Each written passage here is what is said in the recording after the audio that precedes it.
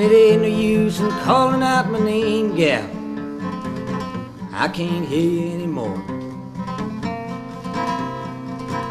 I wish there was something you would do or say, try and make me change my mind and stay.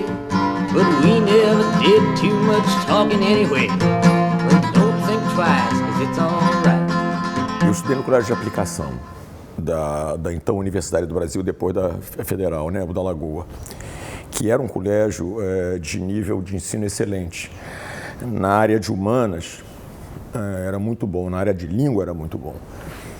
Então, e eu gostava muito de línguas, desde garotinho, e no colégio tive um vasto campo, quer dizer, eu fiz 7 anos de francês, 7 anos de inglês, 5 anos de latim. Já fazia traduções em aula, não sei o que e tal, e gostava, tinha aquela coisa de tirar letra de música. Tempos pré-internet, vocês não imaginam que seja chegar a sair um disco novo do Bob Dylan, em 63, e eu era o cara que sabia inglês. Então, todos o disco vinha para mim, todo mundo ficava esperando. Eu pegava aquele caderno e ficava tirando ali, levava horas, tirava vários erros, claro, tirava errado por ouvir, mas era eu que era capaz e traduzia. Don't think twice, cause it's alright. E por contingências familiares, quando eu estava com 16 para 17 anos, e eu precisei começar a trabalhar, precisei mesmo, tinha um problema na minha família que era urgente começar a trabalhar.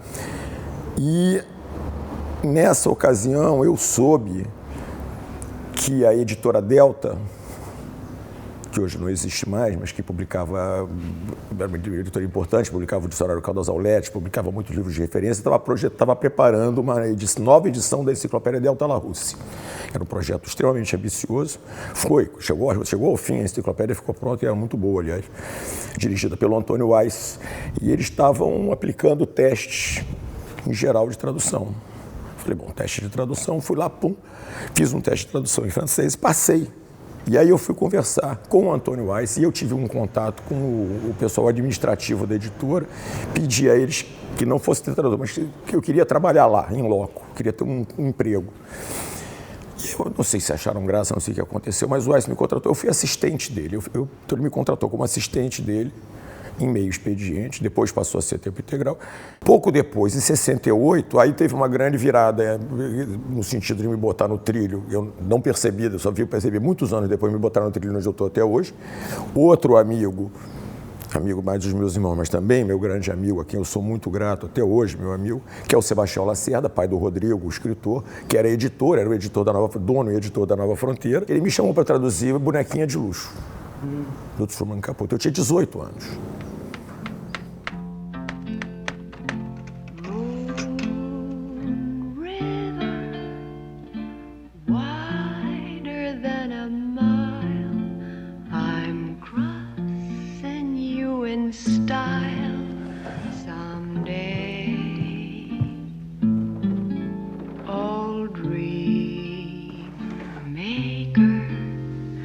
You heartbreaker, wherever you're going, I'm going your way. Eu próprio percebi, e eu acho que está na hora de todo mundo perceber, sobretudo as pessoas envolvidas com isso, seja de que maneira for, a indústria editorial, etc., etc., que a tradução é uma profissão de chegada. É uma profissão, pelo contrário, que demanda uma formação muito longa. Ela eu vejo um pouco como aquela coisa dos ofícios, né? Das artes e ofícios, quer dizer, porque ela não é uma arte, mas também não é uma profissão. Ela é um ofício artesanal, né? Que exige uma bagagem muito grande, nunca para de exigir um aumento de bagagem. Você pega um livro em inglês, por exemplo, a literatura de língua inglesa, a literatura em geral, mas a literatura de inglesa particularmente, tem uma enorme tradição das descrições, a descrição usada como contraponto, muitas vezes metafórico, à cena que está acontecendo, ou para introduzir certos elementos simbólicos que são importantes, ou às vezes só como um pano de fundo mesmo, e o tempo que o narrador se dedica a descrever aquela cena é um tempo de respiração que ele dá ao leitor e tal. Enfim, tem uma série de efeitos que ele pode procurar com isso, mas a descrição de natureza E existe toda uma graça, que eu acho que existe, no autor descobrir exatamente, ele está vendo aqui essa paisagem, está vendo uma paisagem verde, ele sabe exatamente o nome de cada uma dessas árvores aqui. O que é uma maneira de você abordar o conhecimento, o mundo que te cerca, que eu acho legítima, espetacular, acho bacana, acho interessantíssima, vou lá no dicionário e tal. Acontece que quando o sujeito está descrevendo uma paisagem do norte da Irlanda, ele está descrevendo árvores, plantas, passarinhos, que nenhum deles existem aqui. Alguns dão a sorte ou o azar de existirem também em Portugal. Então tem um nome em português. Mas que a gente não tem a menor ideia, porque é português de Portugal. São nomes estranhos também. O dicionário diz, então você vai lá e bota. Eu já escrevi centenas de páginas sobre a natureza, falando de animais, plantas, acidentes geográficos, tipo de pântanos, tipos de formações geológicas, que eu não tenho a menor ideia da cara que tem. Se era um freixo e eu botei bétula, conhece um freixo? Conhece uma bétula? Cara, o que eu já escrevi sobre freixos e bétulas, você não faz ideia. Que se eu troquei freixo por bétula não tem importância nenhuma. Ou tem importância, claro, eu devo acertar. Eu devo ao meu leitor fazer uma pesquisa correta e fazer todo o possível para acertar. Mas se eu erro, esse erro não é muito importante. O erro importante é se o escritor do original escreve em frases curtas, se um dos personagens dele fala sempre num registro muito grosseiro e eu não percebo isso e eu não passo isso para o meu leitor. Aí eu estarei traindo ele muito mais do que se eu não estiver traduzindo pelo nome certo o tipo de carruagem que a Condessa pega no capítulo 3 para ir para não sei aonde, que eu não sei se é um fiacre, um tilbury, sabe? Sabe o que é um fiacre? Eu também não sei, mas eu já escrevi páginas e páginas sobre fiacres, tilburies, lacaios, não sei o que, librés, enfim. Eu até defendo, às vezes, isso aqui fica proposta para os pósteros, essa discussão eu lanço, causa... Eu acho, por exemplo, assim, numa paisagem ocupada por centenas de espécies de árvores das regiões temperadas, e pronto, para não perder uma semana com isso, quando eu estou preocupado, é com o estilo, com uma outra questão literária que tem uma questão psicológica do personagem, que essa sim, eu tenho grande empenho e essa me motiva para trabalhar, né? Passou um animalzinho daqueles peludo, sabe? Eu adoraria poder trabalhar assim.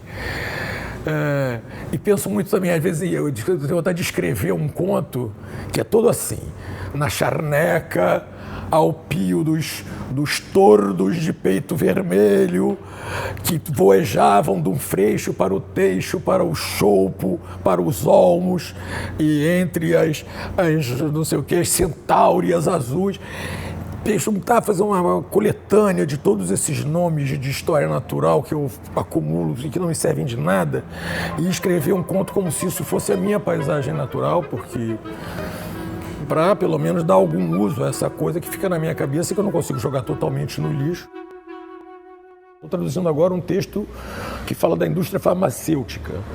Eu fui ao pau em química, tirando zero, e fala de química o tempo todo. Vai ficar direito, não tem problema nenhum. Eu não preciso saber química. Tem um tradutor americano muito engraçado que diz assim: o tradutor precisa conhecer bem uma língua, de preferência a sua própria.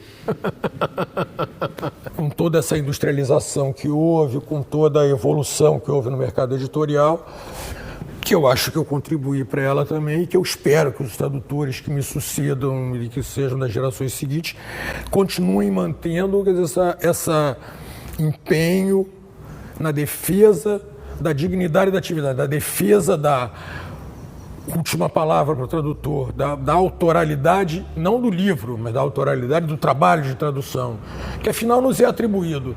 Apesar de ser o revisor quem dá a última palavra, vai lá e troca jacaré por crocodilo, e eu botei jacaré.